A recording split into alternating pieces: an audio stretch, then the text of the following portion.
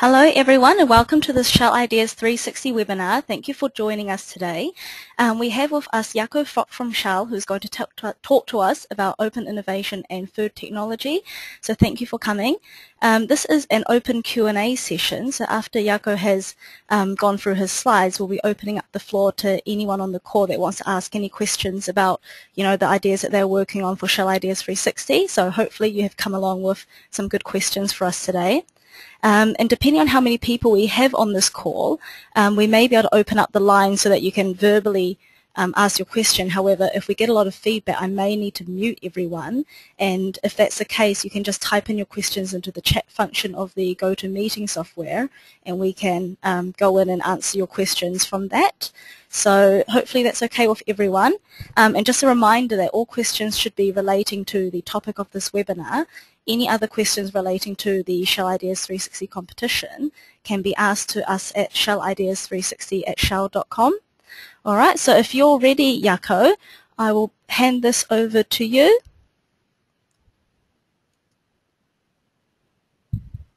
Oh, I think you're on mute, so you might need to just unmute yourself.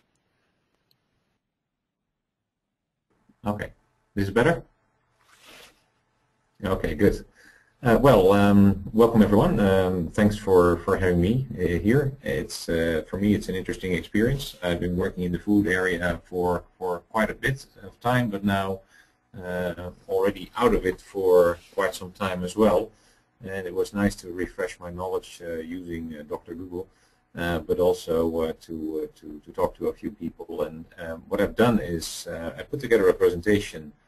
I'll tell you a little bit about me and how I gathered my knowledge, and then I'll talk a little bit about the main trends in the food industry, and I'll talk about the main issues that I see in the food industry.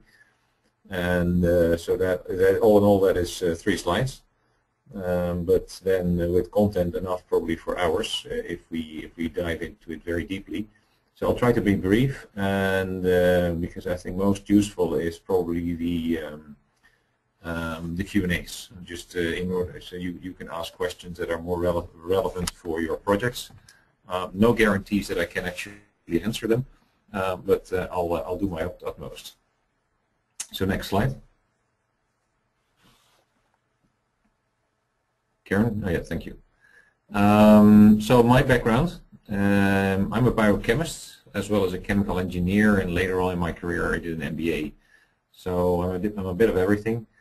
I started my career in bakery ingredient research, studying aging processes in cakes and breads, and actually solved that. So I wonder why some of that is not still. I still see breads and cakes being stale, and I know there are ways to prevent that, but interestingly enough, maybe commercially, this didn't always fly. Then I moved on to bakery ingredients and baked good production. I have quite some knowledge around that. I also was for a while in savory flavor development and marketing. So I know a bit about Maillard reactions and the creation of roasted savory flavors for the soups and sauces industry. But also went around the world to advise people on how to market these goods. I was a business manager there for a while of the same area.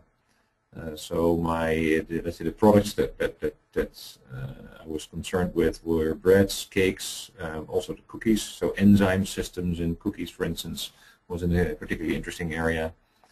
Fondant, so sugar type coating, fudges, toppings, glazes. Chocolate being my lifetime favorite, as I probably with many. Soups, sauces, snacks, so all sort of foodstuffs. And then the ingredients that went in there were enzymes, so I know a little bit about the production, the use, and the working of enzymes, but also emulsifiers of the various hydrocolloids or gums. Starches, including all sort of modified starches, sugars and sugar replacers, proteins, various types, leavening systems, so chemical leavening systems, as well as yeasts and their extracts, and of course for the creation of flavors, a lot of amino acids as well. I've been a developer. I'm typically a change manager. Innovator, I would say. I've been working in things that either grow high speed, need to be developed, need to be set up, need to be innovated, things like that. And for the rest, yeah, several industries, bakery industry, but also coating, so chemical coatings for paints or for super fibers. So I've been working in high performance fibers. I've been involved in various materials. So and now I happen to be working in the oil and gas, but also again in innovation. So that's my background. So this is the area of expertise. You can ask me anything. Outside of that, it gets a little shaky. Next slide. So main food trends. There's a number of trends on here. Of course, you can come up with more trends, or you can sort of consolidate these trends, and depending on where you go and who you speak to, people all group these trends differently. But going through these, then you pretty have much of the hang of what's happening a little bit in the food ingredients area. So convenience and indulgence, that's definitely a big trend. And people have very little time these days to prepare meals, to even to eat. So things that help meals to be prepared very quickly, or help meals to quickly gain good taste, or even go for ready meals, are all things that are very helpful. Is there a question? Sorry about that, Jaco. Yeah, I just muted everyone. Thanks. Oh, okay, yeah. So if there's a question in between, then somehow I'm not quite sure how it works, that you can ask a question in between, but I don't care either way whether we continuously go through asking questions or I just roll on. So convenience is there. Indulgence is another one. People like, for instance, lean foods, so low fat, low carbs, low what, so they can still really indulge in the pleasure of eating something. And so people really like to eat very rich foods, although of course they need to be low in calories and low in fat, etc. So convenience and indulgence is one. So the other one is the biggest one that everyone of you probably also feels, is the everything needs to be natural or ethical or healthy. So it starts in Europe with the removal of the famous E numbers from the food packaging label. Everything's being replaced by natural extracts, or things become vitamin enriched, so that they become more healthy. And the funny part is that you see that the people who are not Jewish or Muslim, they still go and buy kosher or halal products just because they feel that they're more safe, that they have been checked extra, and so people are concerned about whether the stuff they eat is natural, whether it's been produced in an ethical way. And so in Europe, it's very hot also on non-genetically modified organisms, so non-GMO. The U.S. is more relaxed about GMO, so there's a split in society in that sense. But also that is, I would love that too. Is it produced in an ethical, sustainable, or healthy way? Organic is of course the ultimate here. Going further than just natural, but also having it produced in a certain very responsible way. Sustainable production is important in that range, so free-range chickens, fair trade chocolate, and what have you in there is an important aspect, next to, of course, taste and nutritiousness. It needs to be natural, ethical, or healthy. We also see some very exotic natural extracts to do that, like goji berries and fenugreek, and some of these things, they become real consumer hypes. So like the goji berries that cause a lot of harm in the rest of the world. whereas everybody embarks on these things because they like to be eating natural and healthy, etc. The region where the goji berries are actually found and farmed, people are now obese and are not eating as healthy anymore because all of these goji berries, all of a sudden they need to be exported. The land gets used heavily.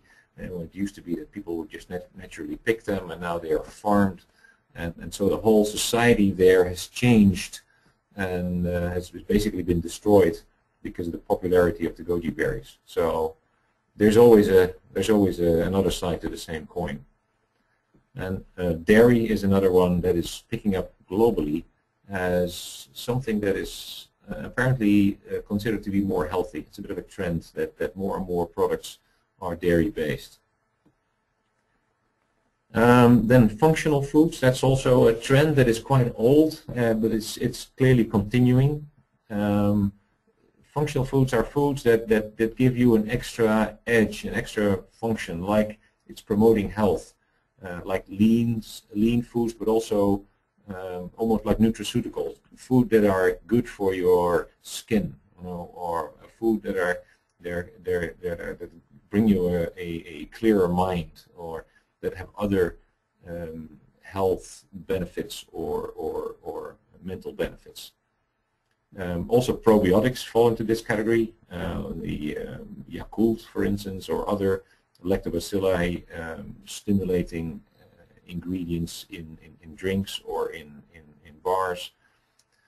Things that are vitamin enriched, or certain tea extracts like tea Vigo that was launched, are also health promoting / nutraceutical type of extracts that are functional, and that when added to a dessert or added to a bread or whatever, together compose a functional food. And then new. Yeah, new is of course the eternal trend. Anything that's new is interesting.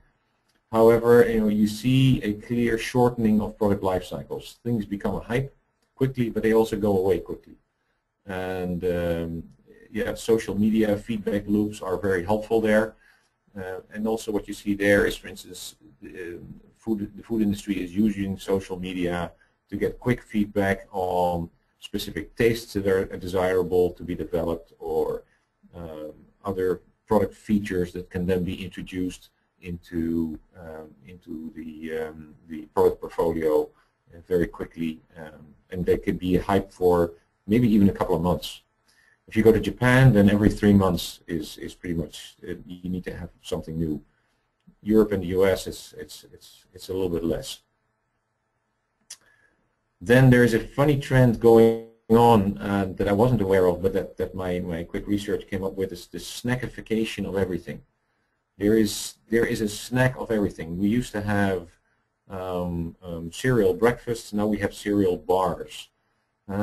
It used to be just the good old Mars and Snickers bars, but now there's a bar on pretty much everything. And whether it's about nuts or cereals or fruits, or it's cookies with a certain benefit. There's even vitamin-enriched bars. There's yogurt bars. Everything becomes a snack, and also with a lot of health claims even to the snack. It's a very funny type of trend, which if you look at it from a medical perspective is actually quite interesting, because it is to a certain extent more healthy to eat multiple meals a day. Of course, as long as you sort of maintain the total calories the same. So then you have to eat less in the major meal moments. Seniors, obviously, a growing segment as the population growth is reducing. Then that means, and people are more and more healthy and live a longer life, then you'll see a growing senior part of the population. They are also, they usually have money, and they have the wisdom to try and eat well, and they are particularly sensitive to things like the nutraceuticals and the functional foods. And then there's a whole new area called functional packaging that I added to this one. It's not strictly a food trend, but there's a lot of functional packaging that is, for instance, like you have a completely prepared chicken and seasoning and everything in there, and it comes in a bag, and you buy it like that, and bag and all, it goes into the oven. So you don't need to do anything. So it's also catering to the convenience trend. And when it's ready, you just clip open the bag, and there it is. Everything's ready. But there's also food packaging that has certain sensors built into the packaging that shows the consumer whether the packaging has been warmer than a certain number of degrees, so you can see whether there has been an interruption in the cold chain. Maybe somebody left the box out in the open instead of in the freezer for a while, and then you can see, and you should no longer buy that particular product. And of course also the packaging that helps with, you just take the lid off, and it's a completely ready meal. Put it in the microwave and it's a ready meal, or put it in the oven, it's a ready meal. So all sort of functionality in functional packaging. So I think these are some of the main trends that you can use if you build companies, you build ideas, or you want to expand your market. Then there's also on the next slide a number of food issues. And I've touched upon them already a little bit in the during the food trends, but the main thing is food security. And food security is really all about the access to food, to sufficient food, and to reliable stream of food, as well as that the food that you get is safe. So access, sufficient, reliable, and safe all together make up food security. Food security is a very, very hot topic in China. At a certain moment, as there have been several food scares, especially around baby food, and still, if you see, many Chinese visiting Europe or US, and they go home and then they take bags full of baby food or infant formula with them when going back, and I've several times received a request even from my teams in China to do that, actually, to bring some along at the peak of this food scare. But also in Europe, several food scares have been there, where people have been trying to feed waste oil to chickens, and those chickens have then they inserted the food chain, and in the end, of course, this gets found out, and that somebody was cutting corners with the wrong types of oils recycled, and then the whole chain needs to be checked where these foods went to, and the foods need to be taken out of the shelves in the supermarket. So that creates quite a stir that again makes people turn to extra healthy, extra ethical, anything that places extra checks on the food chain. So food security is one of the main issues, both from a safety perspective in the development world, of course, as a very basic access and sufficiency part in the more needy parts of our world. Then genetic modification is another one. In Europe, that's a big thing. In Europe, people really don't want genetically modified foods. In the US, people largely embrace it, although also there you see several areas there that people don't want it. I haven't heard it to be an issue in China or in India, but I'm sure people, if they're aware of it, they also will have their opinion. It started with genetically modified soy by Monsanto, but also enzymes and also the bacteria that are in our foodstuffs can be genetically modified, generally for very good reasons. And if you ask me very personally, and I'm a biochemist and I've done genetic modification myself, it's an extremely clean technique compared to the classic way of improvement, whereby the classic and natural way of improving plants and bacteria, etc., is by bombarding them with radiation and then checking which ones have been modified to a certain extent by careful selection.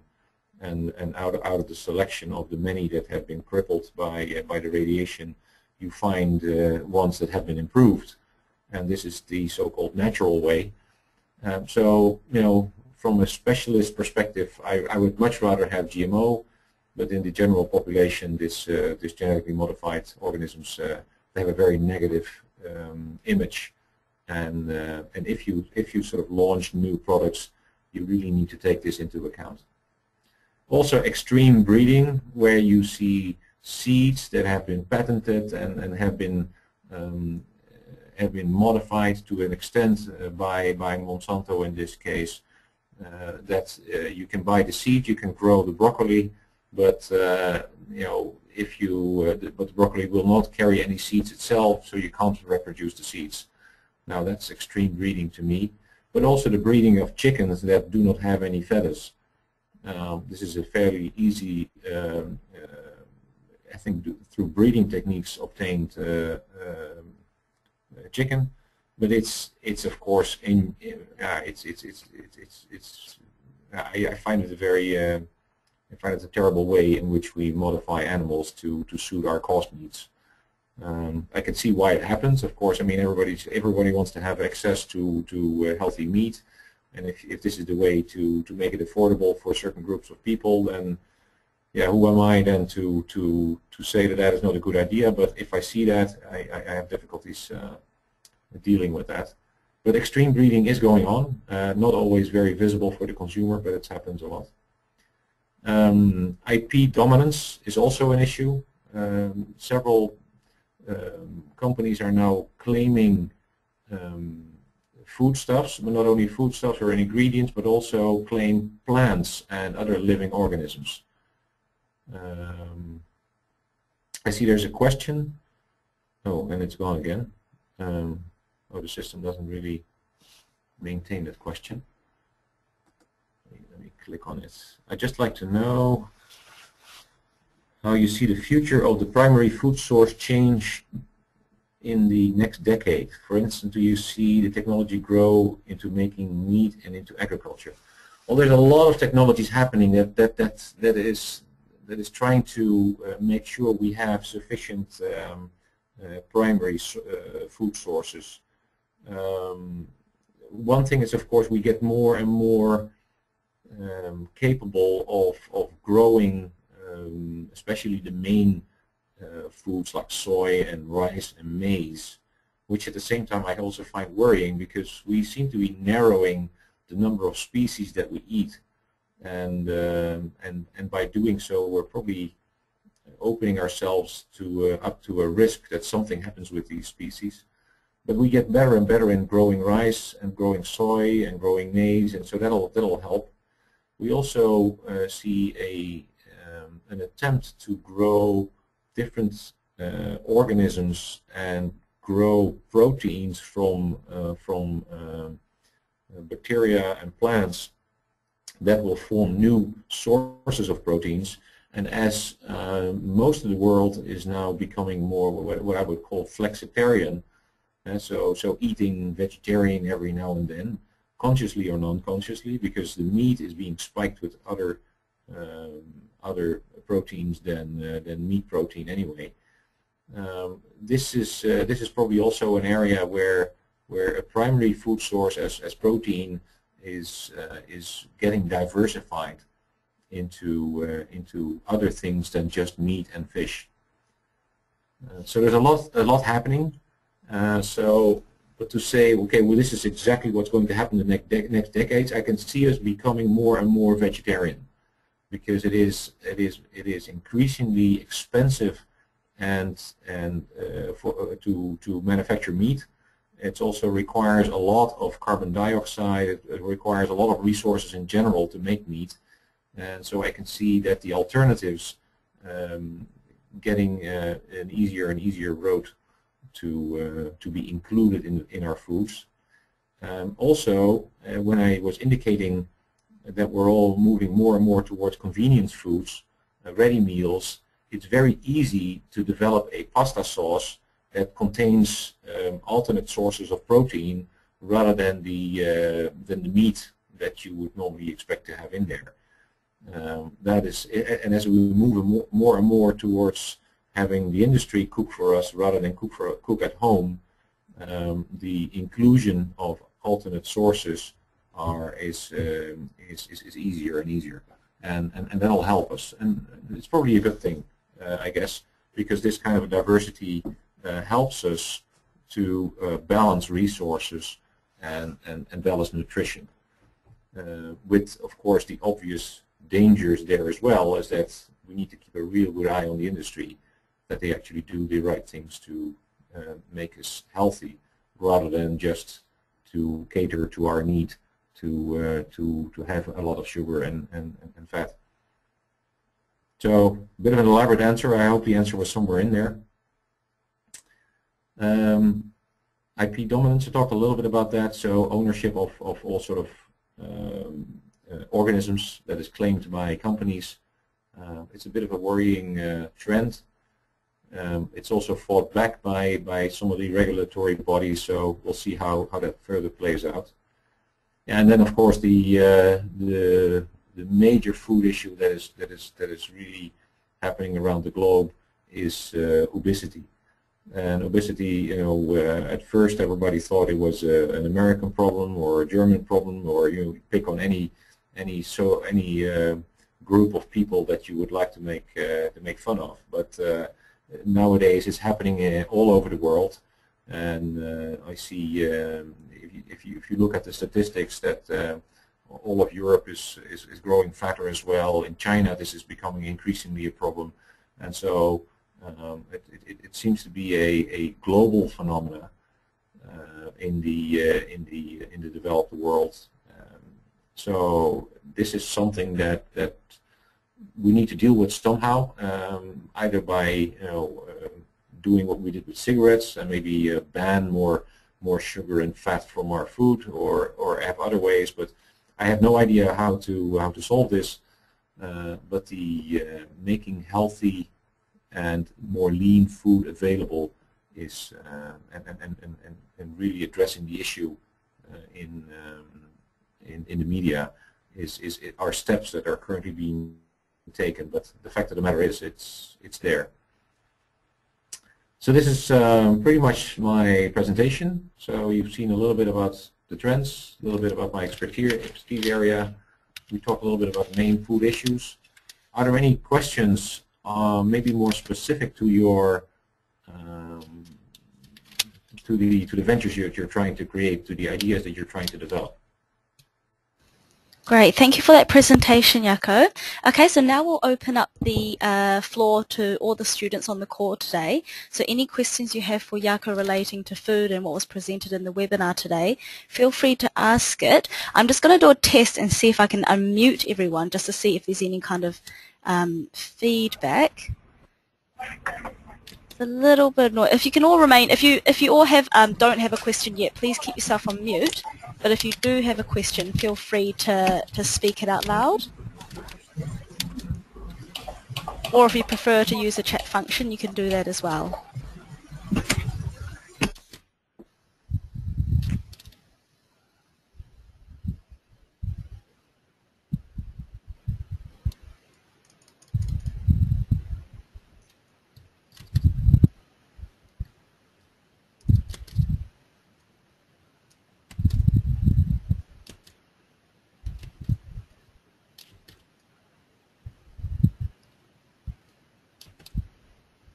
Everybody feels fairly certain about their idea? No questions on specific projects? Okay, we've got a question come through via the text function, Jaco. Can you read that yourself, or do you want me to read it out for you? Yeah, no, I can see it. Okay, could you please expand on the future of agriculture? Wow, that's a big question. You want to buy some futures? The future of agriculture, well, there's so much happening in agriculture. one of the main issues we have there is water and phosphate. Water, the availability of clean water as well as sufficient water to water the agriculture, and the amount of water agriculture is using to sustain itself is enormous. And yeah, that's trying to do agriculture with less water is a subject of many research. I can see some of that making it into the mainstream, as we need to do more and more agriculture also on the lesser quality lands. Then other parts of the is fertilizers. Phosphate is gradually running out in this world, and using less phosphate, more targeted phosphate, maybe encapsulating phosphate, keeping it into the ground, and preventing it from washing away into the rivers and oceans is another area of research. So I'm not sure whether this is also this is adjacent maybe to the future of agriculture. For the rest, we'll probably see a continued mono or like a limited number of plants being farmed, like maize, soy, and rice. The big three. Maybe there's going to be one or two more, but it's going to be a limited number where everybody focuses on. These will get more and more optimized, genetically modified, and will deliver more and more. But yeah, at some point in time, I expect an issue there, but we'll see. Another question I see there is, thank you, I have a question regarding the fact that we will need more food while the population growth. For that, we need more fresh water and arable land, and these factors are getting scarce. How will this affect the food trends in the future? Yeah, well, this is partially, I said already in answering the previous question, water management in agriculture will be increasingly important. And as we have increasingly, as also said in our Shell Ideas 360 introduction, as Shell, we're quite concerned about the what we call the stress nexus, where in fact energy also forms a part of the mix, because you have to make energy, you usually also need quite a bit of water. To make food, you need a bit of water, but then again, to have clean water, you need energy, and to sustain ourselves, we all need food. And so this is a combined approach. Now we see the world moving to more and more that there is availability of energy with the recent finds of shale gas, and with the clear growth of solar energy and other renewable energies. We see that more and more there is more and more energy available, and the population growth has doubled over the past, let's say, 50 years, but it won't double over the upcoming 50 years. So population growth is diminishing. Even though we'll be adding another 2 billion, it could be that just around 9 or 10 billion, the population will stop to grow.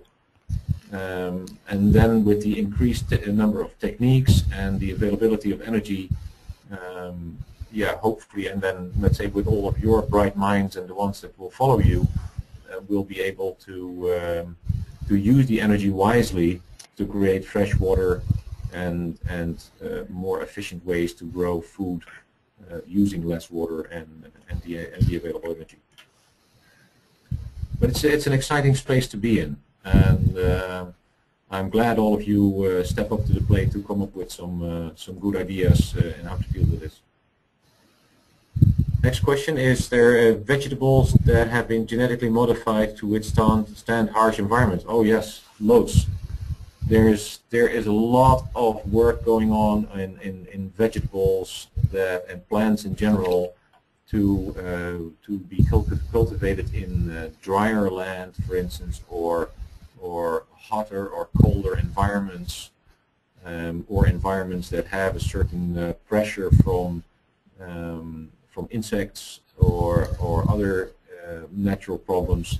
So there's a lot of genetic research going on, and if all of us really start embracing genetic modification as an acceptable way to create what I would call superfoods, then that could be a partial solution, and it could be that we may be even forced that way because it's the only way to really get the last bit of efficiency out of this earth.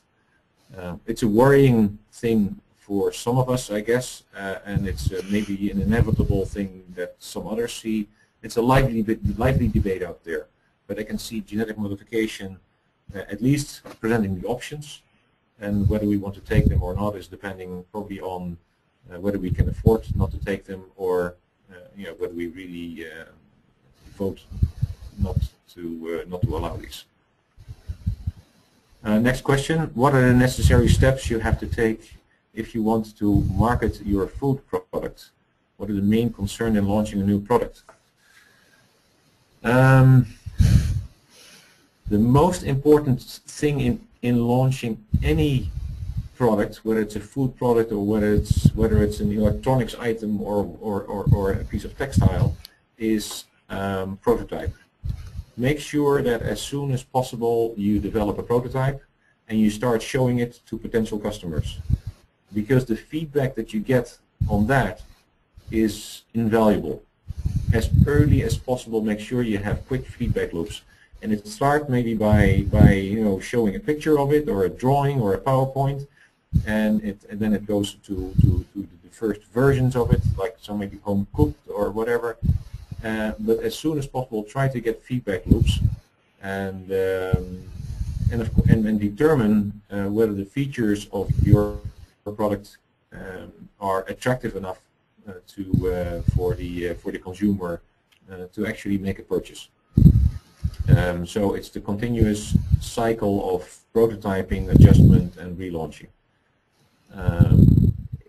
Yeah, very important, of course, is that you have done your market research, that you know what you're doing about. I've seen some proposals, for instance, say, well, we have this, we produce waste as humans, and this waste we can then grow stuff on, and this stuff we can then eat again, and that is a forbidden combination. You cannot grow your food on waste. Eating waste is something that is not done in the food industry, and I'm very happy that that regulation is there. So make sure you're also very aware of regulations before you launch a new product, because the food industry is surrounded by heavy regulations, and again, I'm very happy that that is the case. From the time I was a food product developer, I was less happy with it because I wanted to sort of quickly continue, but as a consumer, I'm pretty happy with it.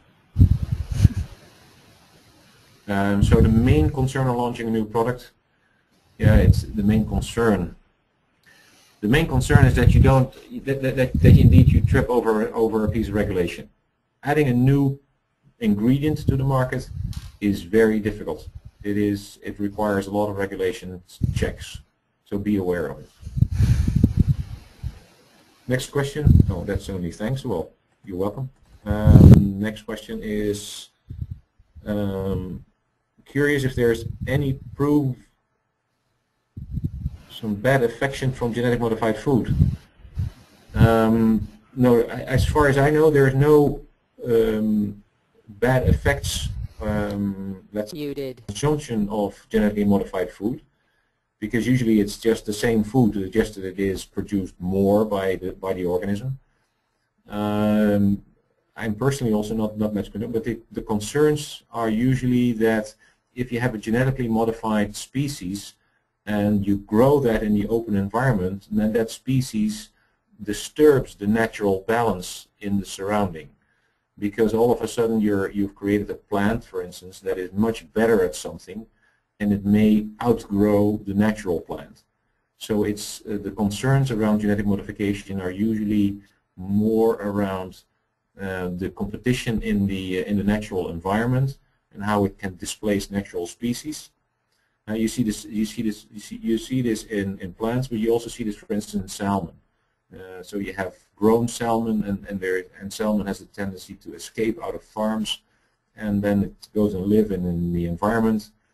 The way the industry tries to deal with this is try to create species that are weaker in certain aspects than the natural varieties. So they need, for instance, an extra piece of fertilizer so they can really grow, and which they will not find in the natural environment.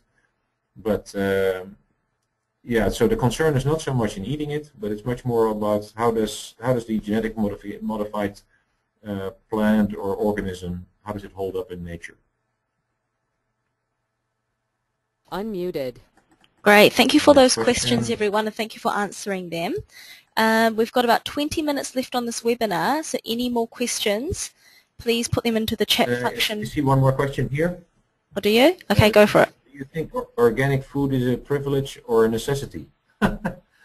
Yeah, who am I to judge that? Let's say scientifically, I feel that it's not so much a necessity. However, yeah, what is necessary for somebody can be very personal. So, you know, if some people are religiously driven towards certain foodstuffs, or have to forgo on certain foodstuffs, and then, yeah, I can hardly call that a privilege. Then I would say it's a right to have that or to deny that. So, yeah, I think organic food, to me, it's a market segment. There's quite a share of the consumers that want this, and where there is a want, then there is an offering, and price and availability will determine whether people can actually access it as well. So, scientifically, I don't see a need for organic food because I think, very personal opinion, that other foodstuffs can be at least as healthy. But from other perspectives, I can see that some people would really feel it as a necessity.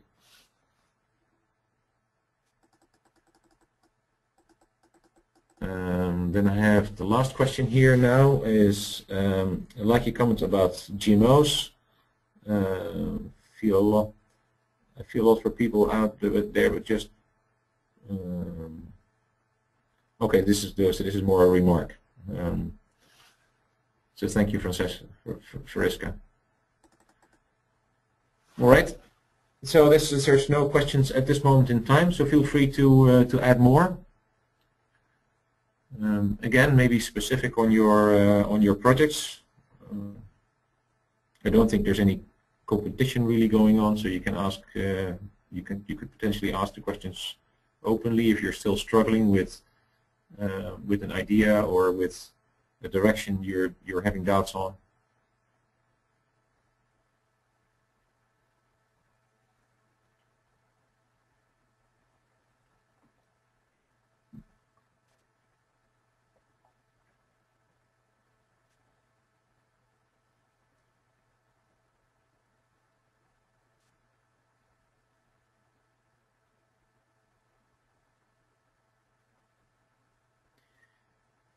Okay.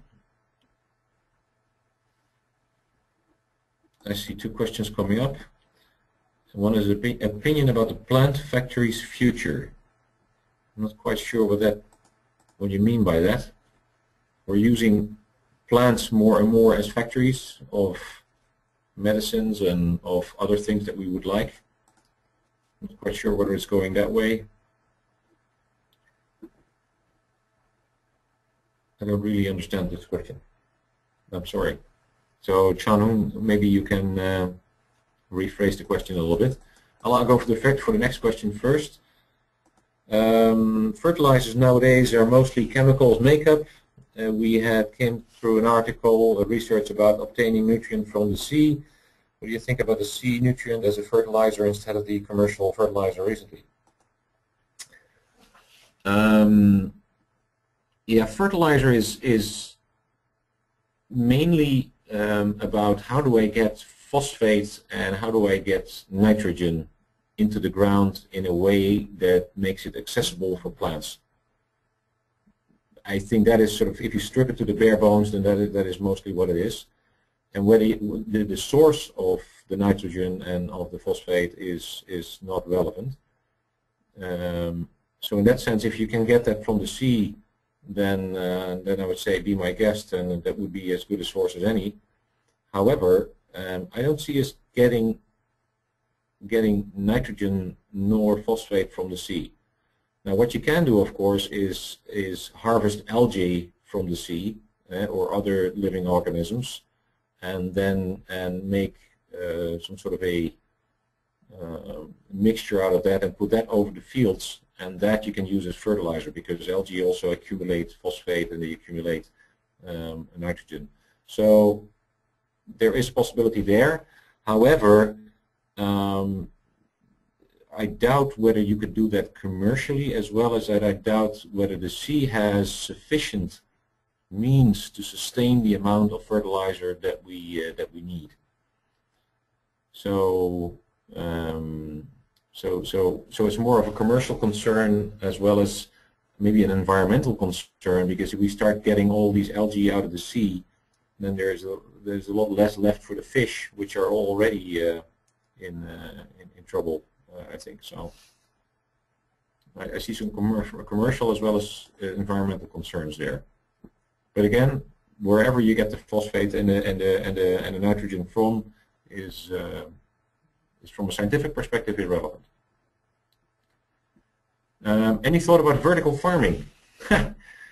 Yeah, vertical farming and all these possibilities of doing getting aquaculture going and horticulture going in a container in the middle of the city.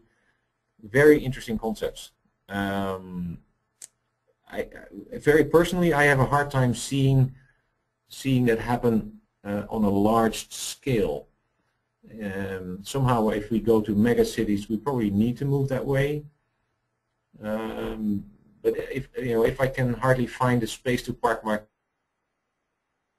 car, how are we going to park all these containers? But that's a very practical, half serious remark. But it's and rooftops are very interesting. But everybody's claiming the rooftop these days. Well, first of all, we want to sit on them, but no, first of all, we want to have all these air conditioners and water purification units and all sorts of containers. It's very crowded on the rooftop already. Then we would like to install some solar panels. Then we maybe would like to walk around on it ourselves as well. And then we want to create farms as well. So it's going to be very, very crowded in the city. So vertical farming, not necessarily only the vertical farming. I can see that we will get farms maybe with artificial light, etc., maybe in the middle of a city in the shape of a tower building. I can see some of that needs to happen. Very controlled type of horticulture, but don't expect it in the upcoming 10 years. Very promising techniques though. There's a lot happening in that space. What are some methods of water reduction in agriculture? One of the things that's happening there is the use of gels, so things that bind water. Some soils are more able to absorb water and hold water for release to plants than others, and adding ingredients to the soil that'll increase the capacity of the soil to hold the water rather than to just pass it through and let it go to the ground or the river is one important way to do that. You can do that with natural fibers, but you can also do it with artificial ingredients. So there's all sort of possibilities there. So that's one thing. And of course, there's experimentation with fabrics under a layer of soil, which is a very obvious one then. But I see a lot of use for these mixtures into the soil and trying to improve the soil itself. How do you draw a boundary in food production between consumption use and other uses like biofuel production? There's another hot topic. Yeah, this is where, of course, the biofuel production goes into things like second-generation biofuels, which means that they're using, they're farming plants in areas that are not normally used for food production, and they're using plants that are not producing any food-bearing items, but that are able to convert to sugars enzymatically or chemically, so that they can be used for biofuels. So the biofuels industry is really trying to separate itself from the food industry. However, this will always be, I think, a challenging area. The food industry and the agriculture is getting more and more capable of growing food on more stubborn, difficult places, and that will push the biofuel production out a little bit. Yeah, it's we'll see how that ends up, but legislation and industry are trying to separate the issue a little bit, and we'll see how successful they will be in the end. There will anyway never be enough land available to grow all the food we need and all the energy that we need, but biofuels can have an important contribution to the whole energy mix. So if we don't try to make all the energy out of biofuels, then the issue will also be limited.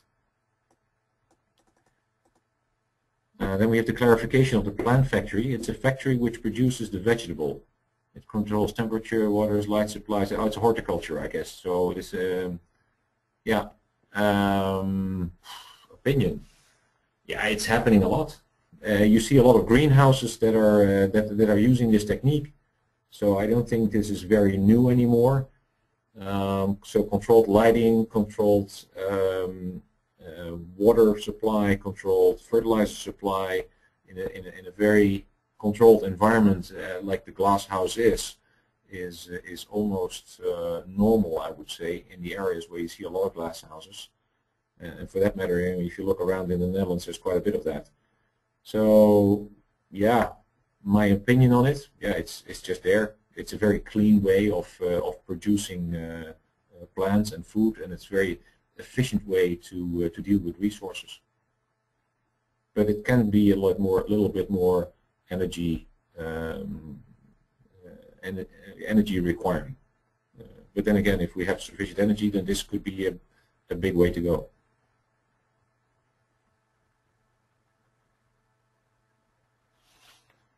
Good questions, but none of them are related to the projects so far. So we'll see. What about development in rural agriculture? And we're getting a little bit outside of my area of expertise, if you don't mind.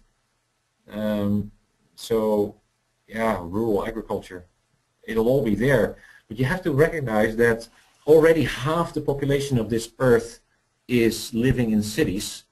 And in about 40 years from now, that'll be 3/4. So 75% of us will be living in cities. So rural agriculture will always be there probably, but it's I can see it becoming less because we have to feed the cities. If arable lands are scarce for farming food, what about using the sea in replace for the area that we need for farming more food? Yeah. Again, many researchers go that way, many investigations. If you Google around, there's stuff there. There's even ideas about maybe creating cities on the water, claiming more of the sea. Yeah, I have no real knowledge here. There's definitely possibilities there. The commercial viability is more difficult because it's pretty expensive. If you really try to farm something out at sea other than fish or seaweed.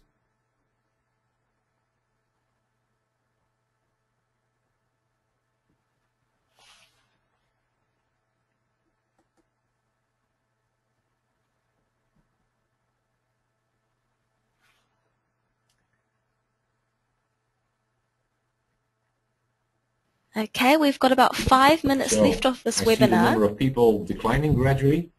So Yeah. Some people may have classes to go to. But yeah, we've got 5 minutes left in the webinar. So if anyone has any last questions for Jaco, perhaps on the perhaps on the idea that you're working on, feel free to ask it now.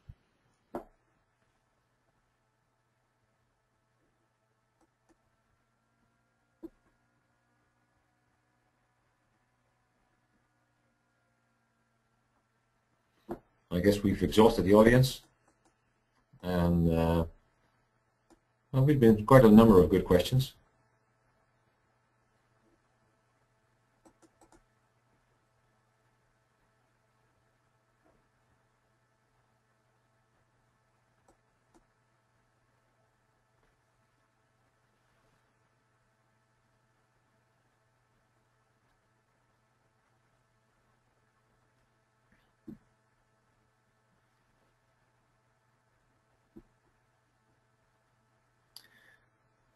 There's a question here. How will the growth in the agriculture industry and free trade impact small-scale farming?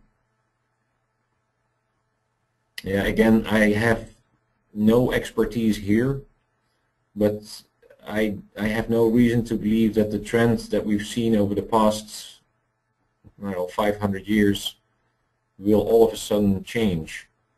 And so small-scale farming will be less and less, because it is inefficient. It's inefficient in production.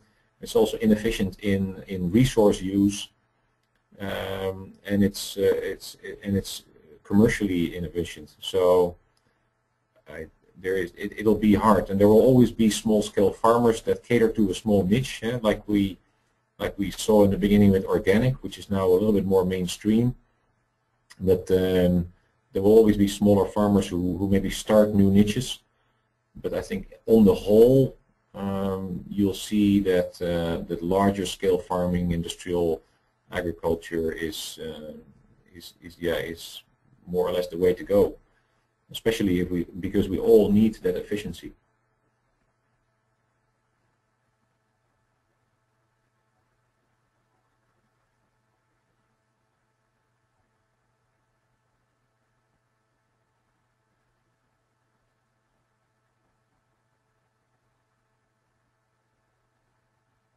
Okay, if that will be all, then I guess I need to move to the next session as well.